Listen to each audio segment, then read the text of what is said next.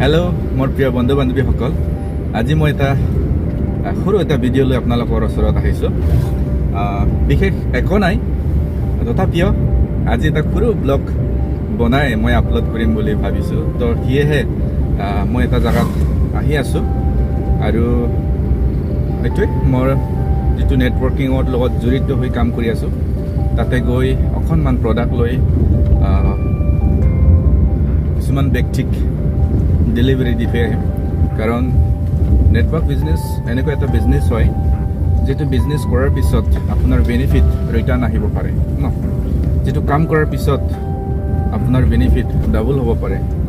কাৰণ আজি network business কৰি বহুতৰ ঘৰত ভাল গাড়ী ল'ব পাৰিছে, বহুতৰ ঘৰ ভালকৈ বনাব পাৰিছে, বহুতৰ ফেমিলি খুচি আৰু আনন্দেৰে জীয়াই থাকিব পাৰিছে, বহুতৰ ঘৰত হাঁহি আৰু ফূৰ্তি। এই নেটৱৰ্কিং বিজনেছৰ জৰিয়তে তেওঁবিলাক জীৱনত মজা ল'ব পাৰিছে।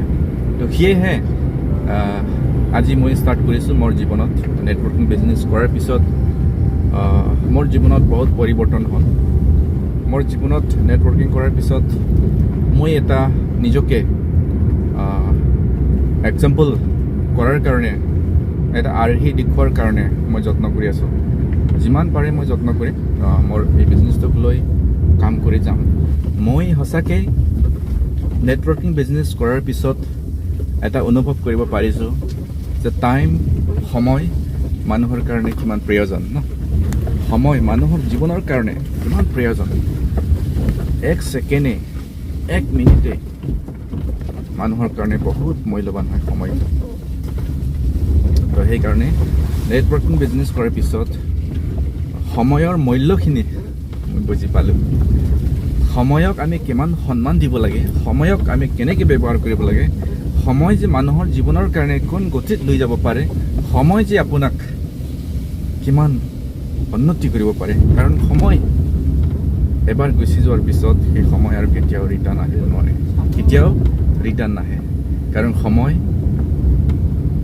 এবাৰহে আমি পাওঁ। সেইকাৰণে সময়ৰ কাম যদি আমি সময়ত কৰিব নোৱাৰোঁ, সময়ৰ কামখিনি যদি আমি সময়ত নকৰোঁ, তেতিয়াহ'লে সেই সময় আৰু কেতিয়াও ঘূৰি নাহে। আৰু সেই ঘূৰি নোহোৱাৰ ফলত আমি বহুত ক্ষেত্ৰত আমি পিছুৱাই থাকিব লগা হ'ব পাৰে। সেইকাৰণে মোৰ প্ৰিয় বন্ধু বান্ধৱীসকল, আপোনালোকৰ জীৱনতো যদি আপুনি কিবা কৰিব বিচাৰিছে, কিবা হ'ব বিচাৰিছে, তো সময়ৰ কাম আপোনালোকে সময়ত কৰিব লাগে। তেতিয়া আপুনি এদিন নিশ্চয় সফল হ'ব পাৰিব। Thank U.